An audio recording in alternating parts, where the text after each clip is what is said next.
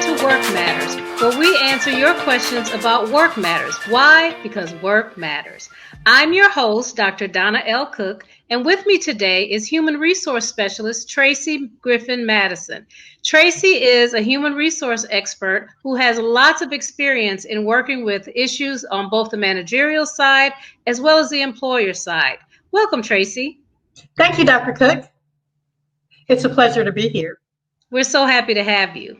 So, Tracy, our session today is mainly going to focus on something that many of us are dealing with in terms of the work environment, and that's COVID-19, the pandemic. And it is really affecting us in lots of ways in the employment environment in terms of our coworker relationships. It's stressful in dealing with each other, with our families, with managers, on lots of different levels. A lot of us are dealing with anxiety and depression and lots of other stressors that are related to this COVID-19. What are some of your thoughts about that? Well, that's an excellent question. And yes, we are dealing with a lot during this pandemic, Dr. Cook. And from a work perspective, I tend to look at the various personalities that are engaged in our work process. So you have our introverts, you have our extroverts, and something that I picked up lately is an ambivert, and that's someone that feels like there's somewhere in between. And so initially in the beginning of our pandemic, you had the introverts that were loving it because they get their energy from within and they don't have to deal with the people, and they are so fine with that. And then the extroverts were struggling a little bit because the social aspect of work was cut off. And so because they get their energy from people. And so you had those somewhere in between. But what I am hearing now, and what people are experiencing, is whether you're an introvert, extrovert, or ambivert, we are all over it. Everybody is just over it. And so what happens is that we have other behaviors that stem from those personality types, such as passive aggressive, and even hiding and even ghosting in the work environment. And so there are just certain ways that you have to manage those various types of characteristics in the workplace as a leader and as an employee and as a team member. And so the key here, Donna, is to make sure that your employees are engaged, but from a leadership perspective, that there is accountability. And so where accountability tends to go down in the virtual world, there's certain things we need to do to increase accountability and also increase engagement with those various personality types and those other characteristics that stem from those personality types. Wow, what an interesting perspective. I knew we were in good hands with you. So let's get right into our first question. And Jamie says that her employer requires that she wear a mask to work, and she wants to know if she should be responsible for providing the mask, or should her employer be responsible for supplying the mask since they are requiring it? I think that's a great question.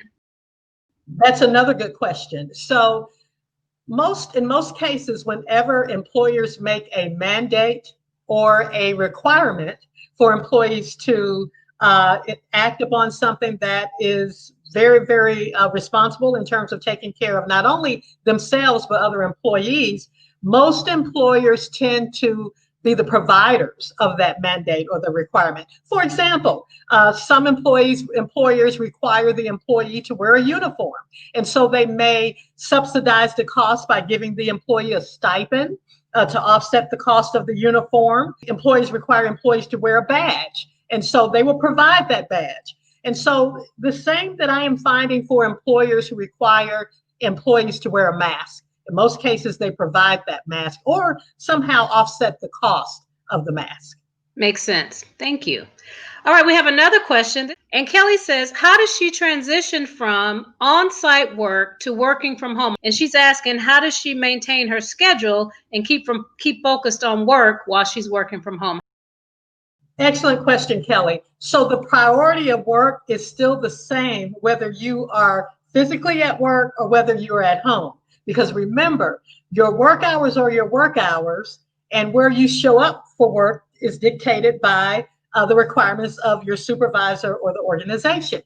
And so with that in mind, if you work from 10 a.m. until 6 p.m., then those are your work hours, and that's your accountability and your responsibility. Make sure that you communicate to your family what your actual work hours are. When I worked from home, I had a sign up, and when my kids saw a sign that was a stop sign, they knew that you couldn't come in. If there was a yield sign, they knew they could pause and do a little light knock and be okay to come in.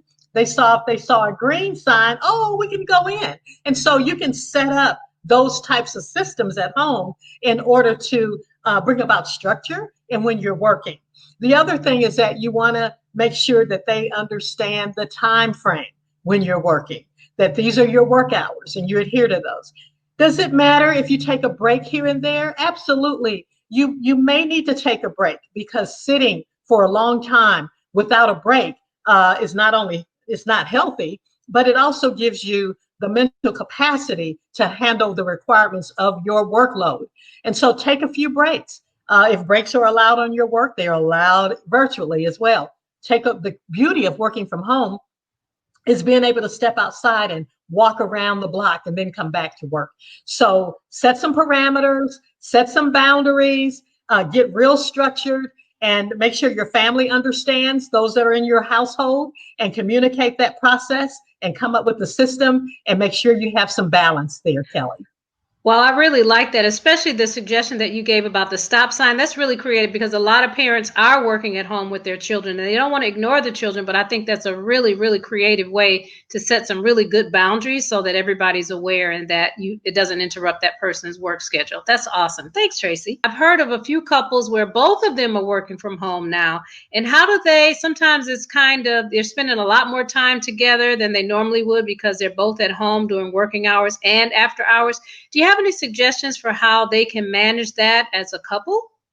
Absolutely. Keep the structure the same. The key in this virtual world, Donna, is to be consistent and as if you were physically still away from each other. And so what I tell couples to do is that have your separate workspace. And hopefully it's a workspace where you can't see each other unless you actually have to come together to be together. And so when my husband and I worked under the same roof separately, I could not see him. I was in a totally different area and he was in a totally different area. And we made a pact that we would have lunch together at least 3 times a week. And so we would meet in the kitchen, literally 3 times a week, to sit down at the table and have our lunch. And you know why we did that? Because we agreed when we were working away from each other physically in different buildings that we would go out to eat for lunch and meet at a restaurant. And so we created that same space as we did when we were at brick and mortar, and we were able to come together and create that same type of environment in meeting together during the middle of the day. Wow, Tracy, I think you just saved a lot of marriages. That's awesome. Okay, let's take our next question. And Michael wants to know, how does he ensure that his boss knows that he's doing his job effectively while working from home just as well as if he were in the work environment?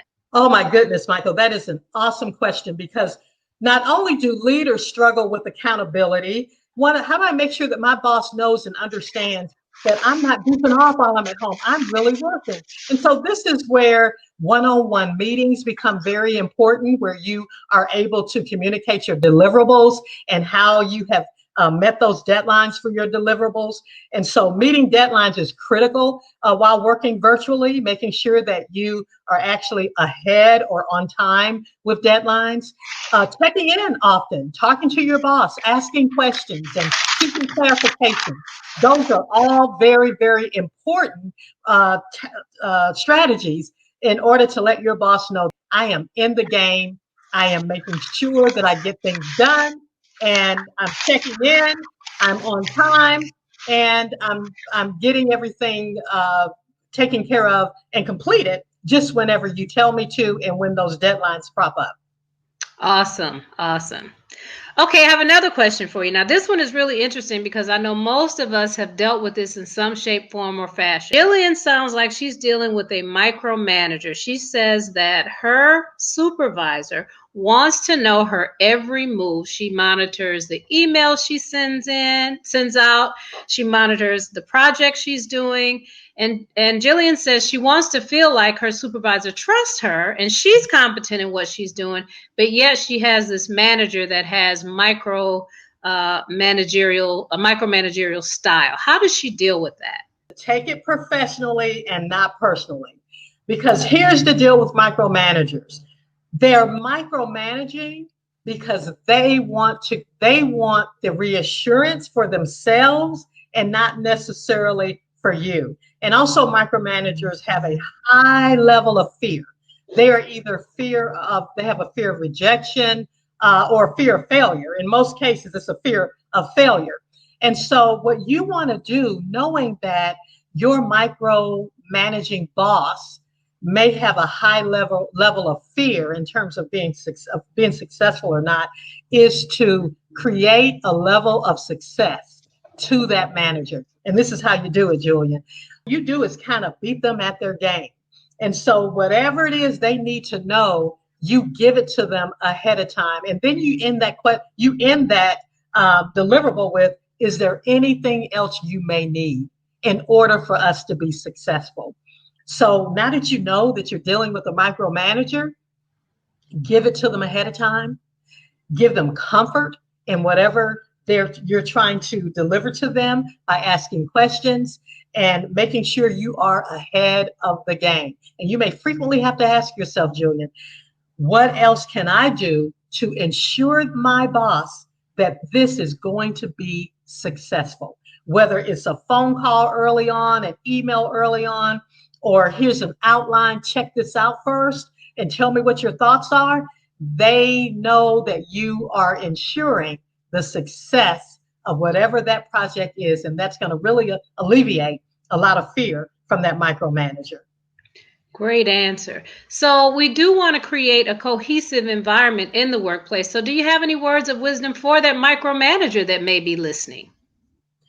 Back off. No, just kidding. So for the micromanager, once the employee ensures you that they have the deliverables under control, once they have ensured you and have been consistent in their pattern of behavior of delivering time after time after time, it is now time to take a couple of steps back and allow them to continue to give you the success that you're looking for.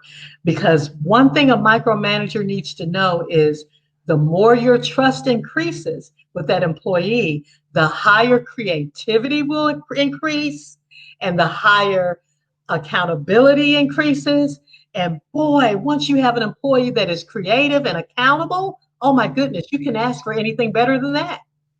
Wow. Excellent. Excellent response. So I love the fact that you have advice for both the manager as well as the employer. That's really great, Tracy. I really appreciate that. And I'm sure our listeners will as well. Tony has a coworker who only wears the mandatory mask when the supervisors are around.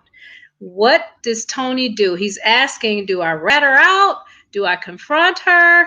Do I look the other way? What should he do about this coworker who only wears the mask when the other supervisors are not around? So, Tony, the key word here is about trust and building effective relationships. And in this case, it's a team member. And we always start with the team member in building trust. And so the last thing you want to do is go over the team member's head and report the team member to the supervisor, unless it's something illegal or someone is breaking a policy, a rule, or a law.